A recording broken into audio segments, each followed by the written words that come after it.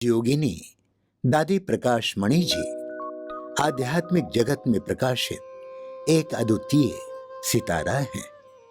संपूर्ण विश्व में एक अद्भुत आध्यात्मिक क्रांति लाने वाली विशेष आत्मा थी दादी प्रकाश मणि।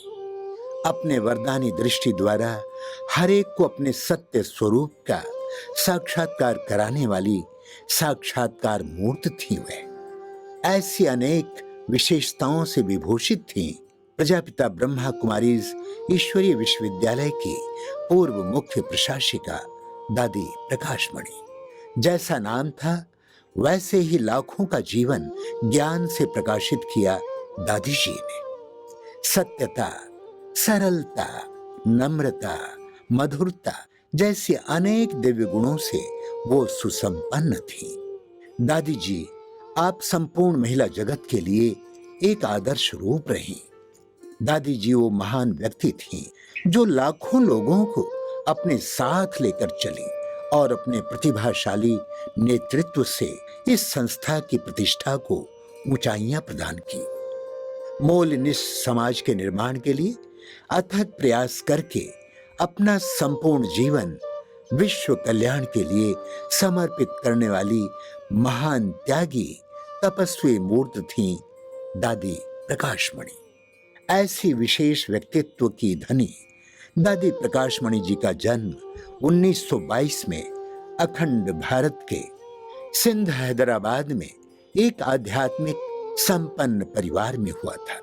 जैसे फूल खिलते ही अपनी खुशबू बिखेरते हैं, वैसे ही दादी जी बाल्यकाल से ही अपने सरल स्वभाव और मधुर व्यवहार से रूहानी खुशबू बिखेरती रही।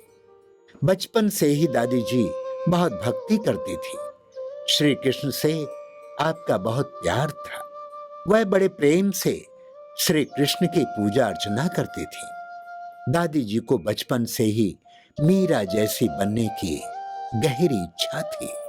दादी जी की पूरी शिक्षा सिंध हैदराबाद में हुई। आपने इंग्लिश मीडियम स्कूल से मैट्रिक तक पढ़ाई की। 1936 यानी यज्ञ की शुरुआत से ही दादी जी इस संस्था के संपर्क में आई।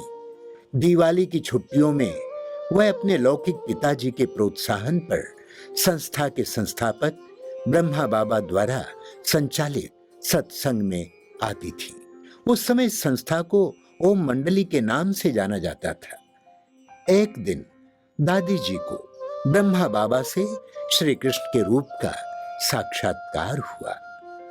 उस दिन से दादी जी ने अपने जीवन के बारे में सही निर्णय लिया और लौकिक पढ़ाई को त्याग दिया तथा ब्रह्मा बाबा द्वारा स्थापित ओम निवास बोर्डिंग स्कूल में शामिल हो गई।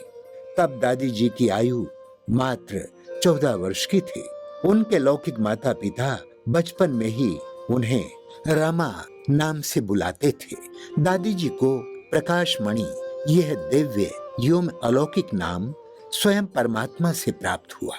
ब्रह्मा बाबा आपको बड़े प्रेम से कुमार का बच्ची कहकर बुलाते थे। ब्रह्मा बाबा और यज्ञ माता मातेश्वरी जगदम्बा सरस्वती से दिव्य पालना प्राप्त करते हुए दादी जी ने यह निश्चय कर लिया कि यही मेरे जीवन को श्रेष्ठ बनाने का सही मार्ग है। उस दिन से लेकर दादी जी ने अपना पूरा जीवन विश्व कल्याण के लिए सर्वात्माओं की सेवा में समर्पित कर दिया।